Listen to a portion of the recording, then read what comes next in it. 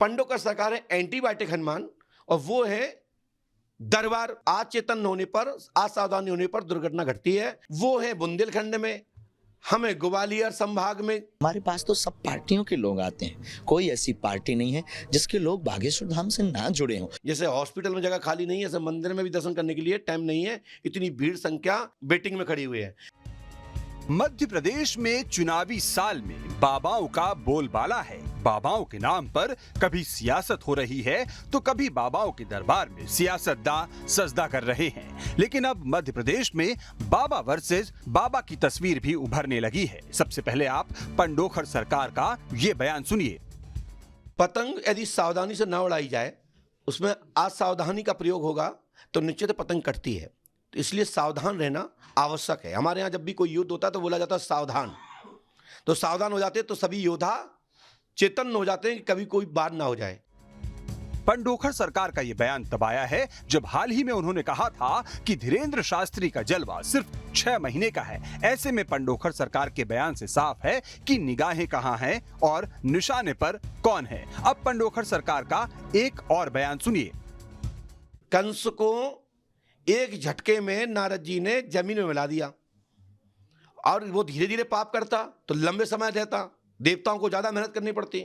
नारद जी सोचा कि रोज रोज कवरेज करने जाना पड़ता, इसलिए उसको पहले निपटाओ। वो है बुंदेलखंड में, हमें ग्वालियर संभाग में, चंबल क्षेत्र में, तो अलग अलग बॉर्डर्स हमारे हैं। पिछले कुछ दिनों से बागेश्वर सरकार यानी धीरेन्द्र कृष्ण शास्त्री काफी सुर्खियों में है। सोशल मीडिया में भी बाबा छाए हुए हैं। उन्हें लेकर देश भर में चर्चा है। ऐसे में माना जा रहा है कि धीरेन्द्र शास्त्री की लोकप्रियता दूसरों में असुरक्षा का भाव पैदा कर रहा है। धीरेन्द्र शास्त्री पर पंडोखर सरकार के बयान को जानकार इसी संदर्भ में देख रहे हैं। हालांकि लोकप्रियता के साथ साथ बाबाओं के नाम विवादों से भी जुड़ रहे हैं। हाल ही में बागेश्वर धाम पर जमीन संबंधी कई आरोप लगे। हालांकि सियासी दलों को इससे फर्क नहीं पड़ता। यही वजह है कि सियासत के तमाम बड़े चेहरे बाबाओं के दरबार में नतमस्तक हो रहे हैं। हाल ही में कमलनाथ जब धीरेन्द्र शास्त्री से मिलने पहुंचे थे तो बाबा ने क्या कहा था, ये सुनिए। ये तो सरकारों की सरकार बागेश्वर हनुमान सरकार का स्थान है, तो सबका स्वागत है। इसमें दिक्कत भी क्या है? वो हनुमान जी के भक्त हैं तो क्या बुराई है? क्या किया उन्होंने गुनाह है? हनुमान जी के दर्शन करने एक हनुमान का भक्त चला आया तो कौन सा पाप है? वो सब आते हैं।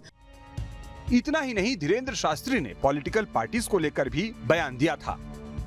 बागेश्वर बालाजी के चरणों में सब आते हैं, हमारा किसी पार्टी से मतलब नहीं है। हमारे पास तो सब पार्टियों के लोग आते हैं, कोई ऐसी पार्टी नहीं है जिसके लोग बागेश्वर धाम से ना जुड़े हों। तो मध्य प्रदेश में इस साल चुनाव है। ऐसे में बाबाओं के दरबार में जहां सियासी धमाचौकड़ी बढ़ रही है, वहीं अपनी लोकप्रियता और अपनी पूछ परख को लेकर कई बाबाओं में भी बेचैनी है। Team news state.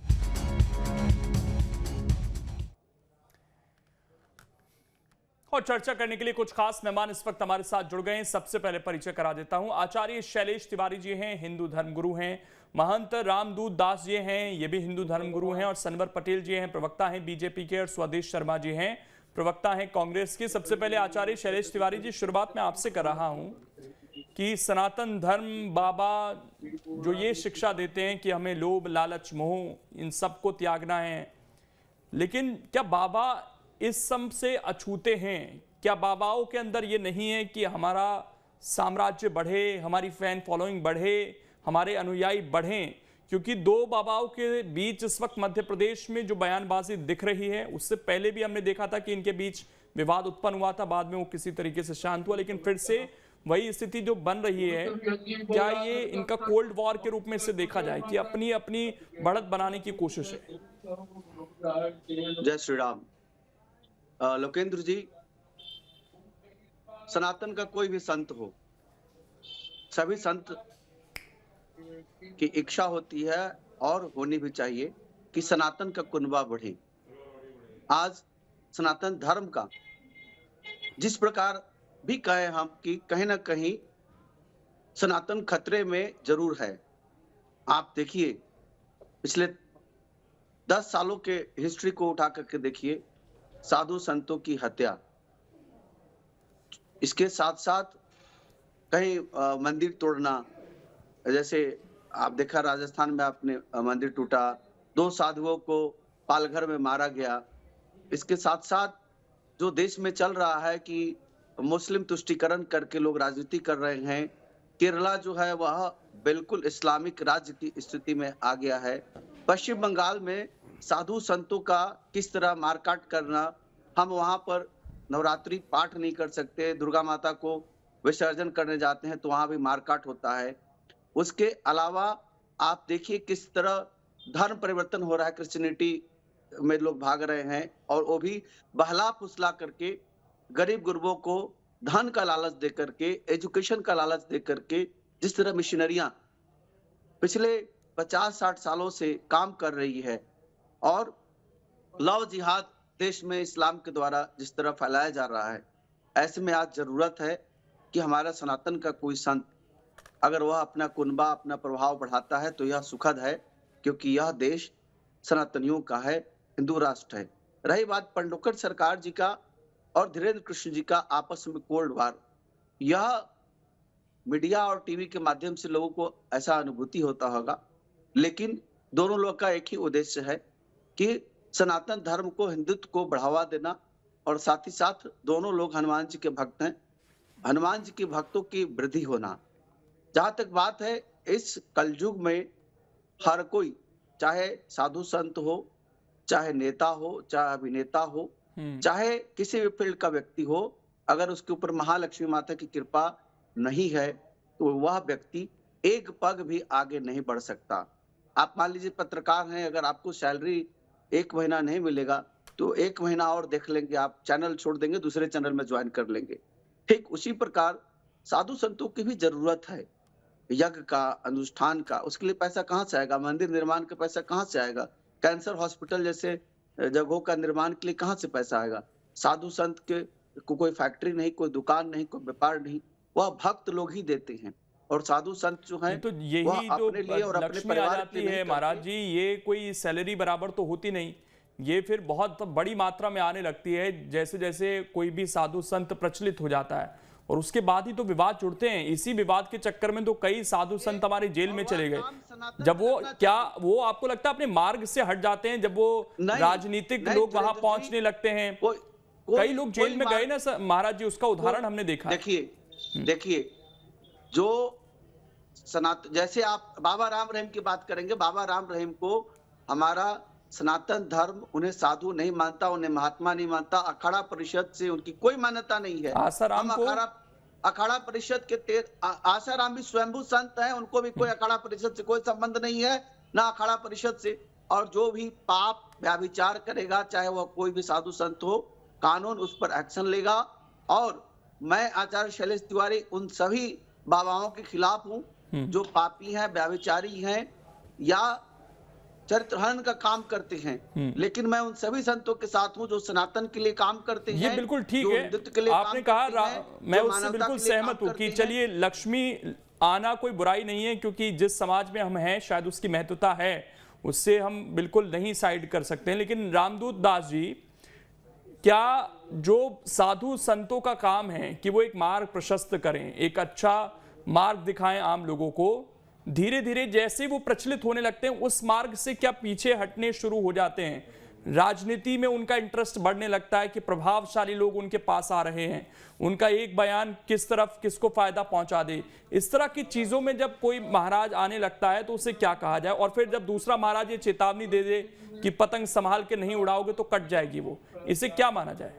बहुत बहुत धन्यवाद संचालक महोदय। और आज की चर्चा का विषय शुरू करने से पहले मैं तुलसीदास जी द्वारा लिखित एक चौपाई से करूंगा कि असना को जन्मा जग माही, प्रभुता पाह ताह मद नाही। ये जो कोल्ड वॉर आप देख रहे हैं, वो उनके ऊपर बयानबाजी कर रहे हैं या वो उनके ऊपर बयानबाजी कर रहे हैं। देखिए, कोई भी धार्मिक स्थल हो, कोई भी धर्म गुरु हो, उसके बाद इंसान ज्ञान लेने जाता है, उसके पास इंसान जीवन जीने की कला सीखने जाता है, उसके पास इंसान अपनी इंद्रियों की आसक्ति को मिटाने के लिए जाता है। लेकिन जब दिशा निर्देशक ही इन सब का शिकार हो, कहीं ना कहीं यहाँ एक अहंकार की झलक दिख रही है। क्योंकि आप सनातन के लिए कार्य कर रहे हैं तो उनका अलग क्षेत्र है, पंडोकर सरकार का, बागेश्वर सरकार का अलग क्षेत्र है। वो अपने तौर तरीके पे काम करें, वो अपने तौर तरीके पे काम करें, लेकिन कहीं ना कहीं आप एक दूसरे के ऊपर प्रश्न चिन्ह उठाएंगे तो ये कहीं ना कहीं सनातन के लिए ना तो सही है, ना ही धर्म के लिए सही है, और ना ही उन अनुयायियों के लिए सही है जो आपको आपका अनुनय करते हैं, जो आपको समझते हैं, जो आपको आपसे जुड़ते हैं, जो आपसे सीखते हैं। दूसरा, आदरणीय, मैं एक छोटी सी संक्षिप्त कथा के साथ इस बात को और जोड़ूंगा। चूंकि मैं एक धर्मगुरु के तौर पर बैठा हूं, तो हम कहीं ना कहीं उपदेशात्मक ही लोगों को बोलते हैं। दोनों लोग अपने आप को हनुमान जी का भक्त मानते हैं, ठीक है, और हनुमंत लाल जी के लिए कहा गया है कि हनुमान जी ने इतनी बड़ी लंका जला दी, और लंका जलाने के बाद जब राम जी के पास आए, इतना सारा काम कर दिया, लंका को जला दी, अक्षय कुमार को मार दिया, सीता जी का पता लगा दिया जो कोई नहीं कर पा रहा था, और इतने के बाद भी जब राम जी ने प्रश्न किया कि हनुमान जी ये कैसा संभव हुआ, तो हनुमान जी कहते हैं, सो सब तब प्रताप रघुराई, नाथ न कछु मोरी प्रभुताई। ये सब जो भी हुआ वो आपकी कृपा से संभव हुआ और आपके द्वारा ही संभव हुआ। तो ऐसे महापुरुष की, ऐसे प्रभु की शरण में उनका आप आशीर्वाद मानते हैं, उनके द्वारा अपने मंदिर का संचालन मानते हैं, तो फिर घमंड की तो एक हवा नहीं आनी चाहिए आपके अंदर कि मैं ऐसा कर रहा हूं, या मेरे द्वारा ऐसा होगा, ये मेरा प्रभाव है, या ये तो सब प्रभु कृपा है। प्रभु ने आपको शक्तियां दी हैं, और आप उस आधार पे अगर आप उसको जन कल्याण के लिए अगर इस्तेमाल करें तो लेकिन इसमें रामदूत जी एक सवाल और भी तो उठता है ना कि कई धर्मगुरु ऐसे हैं, कई आचार्य ऐसे हैं जो इन चमत्कारों को नहीं मानते, और फिर सवाल यही उठता है कि अगर चमत्कारों से ही समाज, देश आज के इस कलयुग के दौर में चलता तो फिर तो बहुत सारी चीजों की जरूरत नहीं पड़ती। क्या चमत्कार कोई नमस्कार है इसीलिए यहाँ भीड़ बढ़ रही है केवल, या वास्तव में यही धर्म का एक सही रास्ता है जो ये लोग आके लेकर चल रहे हैं? मैं आपको एक चीज बताऊं महोदय जी, कोई भी धर्मगुरु हो, संत हो, महंत हो, ब्राह्मण हो, ज्योतिषी हो या तांत्रिक हो, ये सारे आपके दिशा निर्देशक हो सकते हैं, लेकिन भाग्य परिवर्तक नहीं होते। क्योंकि जिस दिन इंसान अगर भाग्य का परिवर्तन करना सीख जाए, फिर वो इंसान नहीं भगवान बन जाएगा। ये शक्ति सिर्फ हानि लाभ जीवन मरण जस अपजस विधि हाथ, ये शक्ति सिर्फ भगवान के हाथ में है। ठीक। हाँ, गुरु या महंत है या संत है या कोई भी अनुयायी या कोई भी भगवान का भक्त है, वो आपको अच्छी दिशा निर्देशन दे सकता है, वो भगवान से जोड़ सकता है, वो भगवान की भक्ति के लिए आपको प्रेरित कर सकता है। उसके साथ साथ वो आपसे अनुनय विनय करके वो आपको भगवान के प्रति आकर्षित कर सकता है, और आखिरी में ये शिक्षा दे सकता है कि जो प्रभु की भक्ति करेगा, जो प्रभु को मानेगा, जिस हिसाब से आप प्रभु की भक्ति करेंगे, उसी हिसाब से भगवान आपको मिलेंगे। ठीक। मैं अब राजनीतिक विषय पर आता हूं। सनवर पटेल जी, देखिए मध्य प्रदेश में तो बहुत सारे बाबा रहे हैं और बहुत सारे बाबाओं पर सवाल भी उठे, बहुत सारे बाबाओं ने खुले तौर पर राजनीतिक पार्टियों का समर्थन भी किया। तो आज की तारीख में क्या ये राजनीतिक पार्टियों की भी मजबूरी है कि कनेक्टेड रहे इन बाबाओं के साथ? समर्थक बहुत ज्यादा हैं इनके। देखिए लोकेंद्र जी, ये जो वर्तमान में सीन हमको देखने में आया, जिस प्रकार से कांग्रेस के वरिष्ठ नेता आदरणीय संत महोदय के वहां पहुंचे और दरबार में जो उन्होंने हाजिरी लगाई, अच्छी बात है, सबको लगाने का अधिकार है, लगाना चाहिए, लेकिन आज से पहले ये कभी दिखते नहीं थे। देखिए, भारतीय जनता पार्टी तो सदैव से संतों के, महात्माओं के और दरबारों को के वहां जाकर और आशीर्वाद देने का काम भारतीय जनता पार्टी के लोगों ने किया है, और सदैव से भारतीय जनता पार्टी को उनका आशीर्वाद मिला है। लेकिन जो इस प्रकार का सीन अभी कांग्रेस के नेता के द्वारा देखने में आया है, उस पर जरूर आपको उनसे प्रश्न करना चाहिए कि भाई ये अचानक से उनमें कहां से परिवर्तन आया है। वो तो सवाल हो जाएगा, लेकिन बीजेपी के लिए भी जो वहां पर आप कह रहे हैं कि हमारा तो हमेशा रहा है, तो केवल श्रद्धा भाव से रहा है या राजनीतिक नफा नुकसान से भी रहा है? देखिए साहब, हम भारत के नागरिक हैं, क्योंकि वही व्यक्ति जब बुलडोजर को एंडोर्स कर रहे होते हैं तो ऐसा लगता है कि आप लोगों को फायदा हो रहा है। उसी सभा में जब बुलडोजर का जिक्र करते हैं तो एक मंत्री वहां पर बैठे हुए होते हैं जो अभी भी मंत्री हैं सरकार में। देखिए लोकेंद्र जी, भारतवर्ष जो हमारा है वो पूरा धार्मिक देश है और यहाँ की जनता धर्मपरायण जनता है, और हम सब भी पहले एक आम आदमी है, जनता है, और जब राजनीतिक दल के कार्यकर्ता के नाते, राजनीतिक दल के नेता के नाते भी अगर हम अपने धार्मिक गुरु के पास जाते हैं तो कहीं इसमें कोई अन्य बात को नहीं सोचना चाहिए। पूरी तरह से आस्था का विषय है कि जो जहां आस्था रखता है वो जाता है। भारतीय जनता पार्टी सदैव से अपने संतों में, अपने महात्माओं पर आस्था रखती है, अपने सरकारों में, अपने दरबारों में आस्था रखती है। स्वदेश शर्मा जी, देखिए कांग्रेस पार्टी पर तो सवाल इसलिए भी उठ रहे हैं क्योंकि सज्जन सिंह वर्मा कुछ दिन पहले तक जब वो धीरेन्द्र शास्त्री का पूरा एपिसोड चल रहा था, जब उनको चैलेंज किया गया था, तो वो ये कह रहे थे कि पाखंड है, ईश्वर में केवल भक्ति रखनी चाहिए, बाबा तो आते जाते रहते हैं, साधु संत आते जाते रहते हैं, लेकिन वही कमलनाथ के साथ पहुंच गए। इसलिए आपकी निष्ठा पर तो और ज्यादा सवाल उठे कि भाई ये कैसी निष्ठा कि पहले सवाल उठाओ फिर पहुंच जाओ वहीं पर। देखिए, हम इसको इस तरह से देखें कि हम सनातनी लोग हैं, और रहा सवाल आप आज राजनीतिक परिवेश में आप इस बात को सनातन से जोड़ रहे हैं, तो मैं ये मानता हूँ जैसे माँ जानकी की चर्चा जैसे हमारे धर्म गुरुओं ने की, मैं माँ जानकी से शुरू कर रहा हूँ। हम सनातनी लोग हैं, जगत गुरु ब्राह्मण और ब्राह्मण गुरु सन्यासी, ये आदिकाल से परंपरा चली आ रही है। तो सन्यासियों को उनके आवरण के अनुसार, उनके भगवा वस्त्र के लिए हम नमन करते हैं, उनका सम्मान करते हैं, वो बात अलग चीज़ है। जैसे रामायण में चौपाई है, प्रभु मूरत देखी ते तैसी, तो हम साधु में भी भगवान देख लेते हैं, वो हमें निश्चित रूप से भगवान का फल भी मिलता है, क्योंकि हम आस्थावान देश के लोग हैं। अब कांग्रेस की अगर बात करें तो कांग्रेस कभी धर्म की राजनीति नहीं करती है। कांग्रेस ये मानती है कि ये देश संविधान से चलता है, और जब देश आज़ाद होने के बाद संविधान लिखा गया तो उस वक्त ही उसमें जो तय कर दिया, हिंदू मुस्लिम सिख ईसाई आपस में सब भाई भाई, इस नारे को चरितार्थ करते हुए संविधान को जीवित रखना, संविधान पर चलना, ये कांग्रेस का मूल मंत्र रहा है। आज की बात करें तो माननीय कमलनाथ जी ने 108 फुट की ऊंचाई के हनुमान जी के मंदिर का निर्माण कराया, मूर्ति का, तो उसके बाद कभी उन्होंने उस पर राजनीति नहीं की। वो बहुत बड़े भक्त हैं हनुमान जी के, और हनुमान जी का जहाँ भी मंदिर होता है और उन्हें जाने का, उस जिले में अगर दौरे का, राजनीतिक दौरे का भी मौका मिलता है तो हनुमान जी के चरणों में अपना मत्था जरूर टेकने जाते हैं। तो रहा सवाल इस बात का कि अब आप बयान पर आ जाएं, तो बयान तो अपनी अपनी आस्था है। हमने साधुओं के भेष में कुछ ऐसे लोग भी देखे हैं जो साधु का भेष रावण रख के आ गया, तो माँ जानकी उनको साधु समझ के सीमा रेखा पार कर गई और उस रावण ने उनका हरण कर लिया। तो साधुओं में कई लोग गलत भी हो सकते हैं, हम इसकी पुष्टि नहीं करते, हम किसी पर आरोप नहीं लगाते, उनका अपना वो है, वो जैसे हो वैसे रहे। लेकिन हम आस्थावान, देश के आस्थावान लोग हैं, हम उनके प्रति आस्था रखते हैं, क्योंकि वो हनुमान जी के भक्त हैं, प्रभु राम जी के भक्त हैं, या माँ लक्ष्मी के भक्त हैं, या शंकर जी के भक्त हैं, वो किसी भी भगवान के भक्त हों, हम उनका आदर जरूर करते हैं। और हम ये बात आगे और ले जाते हैं कि किसी भी धर्म का कोई भी आस्थावान व्यक्ति होता है, हम उसका भी आदर करते हैं, क्योंकि हम देखते हैं अभी हम धर्माचार लोगों के सामने बैठे हैं। निश्चित रूप से मुझे इतना बोलने का अधिकार तो नहीं है, न मेरा इतना साहस है, न इतनी शक्ति है, न इतनी बुद्धि है, लेकिन मैं इतना जरूर कहूँगा कि हम हिंदुओं में एक बात जरूर है, हम सनातनियों में एक बात जरूर है कि हम अपने घर से निकले और रास्ते में हमें गुरुद्वारा मिला तो हम वहाँ भी प्रणाम कर लेते हैं, मंदिर या मस्जिद मिल गया वहाँ भी प्रणाम करते हैं,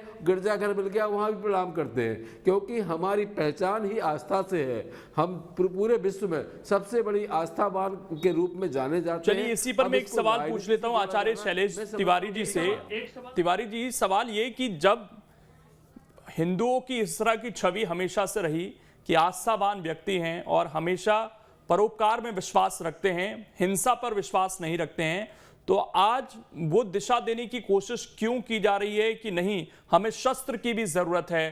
क्यों इतने सालों बाद जब ये दावा किया जाता है कि सबसे पुराना धर्म सनातन का है, हिंदू का है, हमारे देश पर इतने साल राज हो गया, उसके बावजूद अगर आज तक हमारा ये धर्म चल रहा है, तो फिर आज अचानक से खतरा क्यों महसूस होने लग गया आप धर्माचार्यों को? लोकेंद्र जी, आपको पता होगा कि सनातन धर्म में शस्त्र और शास्त्र दोनों की विद्या की पढ़ाई की जाती है। शास्त्र भी पढ़ाया जाता है, धर्म शास्त्र 6 प्रकार के जो शास्त्र हैं, 4 वेद पढ़ाया जाता है, 108 उपनिषद पढ़ाया जाता है, 18 पुराण पढ़ाया जाता है, महाकाव्य पढ़ाया जाता है, भगवत गीता पढ़ाया जाता है। इसके साथ साथ शास्त्र की भी विद्याएं हमारे यहाँ रही हैं। आप देखिए कि जिस प्रकार का माहौल बना हुआ है, आप देखिए उदयपुर की जो घटना घटी, सर तन से जुदा जो गैंग है, देश में दहशत फैला दिया है। ऐसे में जरूरत है अपने आप को सुरक्षित रखने के लिए शस्त्र और शास्त्र दोनों से मजबूत होकर के रहने का। प्रशासन है, अच्छी बात है, लेकिन प्रशासन कहाँ साथ दिया? आप देखिए उदयपुर में जो घटना घटी, महाराष्ट्र में जो घटना घटी, बिहार की सीतामढ़ी में जो घटना घटी, और साथ ही साथ आप देखिए जिस तरह लव जिहाद चल रहा है। अपनी बहू बेटियों की इज्जत बचाने के लिए आपको अपने घर में शस्त्र और शास्त्र दोनों को रखने की जरूरत है। और सरकारी तौर पर मैं गैर जिम्मेदार तरीके से नहीं बोल रहा हूं, जिन लोगों को लगता है कि उन्हें डर है तो उन्हें इस पर एक बात बताइए महाराज जी कि क्या सारे साधु संतों ने शस्त्र रखने शुरू कर दिए? क्या सारे साधुओं को ट्रेनिंग है पहले से कि उनकी भूमिका क्या है? वो केवल बयानबाजी करेंगे या उनकी खुद की भूमिका भी है कि समाज में अगर ऐसे लोग दिख रहे हैं तो वो खुद शस्त्र पहले उठाएंगे? हमारे यहाँ तो नागा साधु लोग शस्त्र रखे ही हैं, और हमारे यहाँ तो करीब करीब 60 लाख से ज्यादा नागा साधु संत हैं जो शस्त्र रखते हैं। और समाज में भूमिका फिर भी डर का माहौल है, फिर भी डर का माहौल है। महंत राम डर का माहौल इसलिए है कि एकता नहीं है, और साथ ही साथ ठीक। मैं रामदूत दास जी से इस पर एक रिएक्शन ले लेता हूं। महाराज जी, ये डर का माहौल क्यों बनाया जा रहा है देश के अंदर और कैसे बन गया ये? देखिए, मैं आपको एक चीज बताऊं कि किसी भी संत को शस्त्र की आवश्यकता तो बहुत बाद में पड़ती है, क्योंकि शास्त्र ही उसका सबसे बड़ा शस्त्र होता है। और खासकर जो संत होता है या जो सनातन से जुड़ा होता है, उसके लिए सिर्फ एक ही विचारधारा होती है, अयम निजा परोवेति गणना लघुचेतसाम उदार चलता नाम तो वसुधैव कुटुंबकम। उसके लिए समूची पृथ्वी अपने परिवार समान होती है। और खासकर सर्वे भवन्तु सुखिनः सर्वे सन्तु निरामया, इस धारणा के साथ संत हमेशा सभी के दिशा निर्देशक रहे हैं। हाँ, अगर कहीं धर्म के ऊपर आंच आती है तो संस्कृत भी कहती है धर्मो रक्षति रक्षिता, अगर धर्म की हम रक्षा नहीं करेंगे तो धर्म हमारी रक्षा कैसे करेगा? तो अगर उस स्थिति में अगर समझाना पड़े या शिक्षा देनी पड़े या उसके लिए हथियार भी उठाना पड़े तो वो जायज है। लेकिन साथ ही मैं आदरणीय संचालक महोदय एक प्रश्न करना चाहूंगा। मैंने सुना कांग्रेस प्रवक्ता जी को अभी जिस हिसाब से वो भाषा शैली का उपयोग कर रहे थे या जिस हिसाब से वो अपना उद्बोधन दे रहे थे, मैं उनसे सिर्फ इतना सा प्रश्न करूंगा। आपने अभी कहा कि हमारी पार्टी संतों का हमेशा से आदर करती रही है। एक प्रश्न है, आप ही के पार्टी के नेता प्रतिपक्ष हैं आदरणीय गोविंद सिंह जी, उन्होंने इसी बागेश्वर सरकार के लिए, चलिए जल्दी से रिएक्शन ले लेते हैं, उस पर जवाब दे दीजिए क्योंकि सवाल समझ गए होंगे स्वदेश शर्मा जी। 30 सेकंड है मेरे पास। गोविंद सिंह का जिक्र वो कर रहे हैं जी। देखिए डॉक्टर गोविंद सिंह जी को मैं इसलिए ज़्यादा जानता हूं कि मैं लाहौर का हूं। हनुमान जी के वो इतने बड़े भक्त हैं कि हनुमान जी के भक्त होने की वजह से शिवराज सिंह जी चौहान ने करोड़ों रुपए खर्च करने की कोशिश की, साधु महात्माओं को भी झोंक दिया उनके विरोध में, लेकिन उनको हरा नहीं पाए क्योंकि हनुमान जी उनके सहयोगी हैं और हनुमान जी उनको आशीर्वाद देते हैं हमेशा। चलिए समय इतना ही है इसलिए मैं रोक रहा हूँ इस चर्चा को, लेकिन ये बहुत बड़ा विषय आज की तारीख में बन रहा है और खासकर साधु संतों की भूमिका राजनीति में जिस तरीके से लगातार बढ़ती जा रही है उसे किस तरीके से लिया जाए। बहुत शुक्रिया आप सभी का जुड़ने के लिए और इस चर्चा का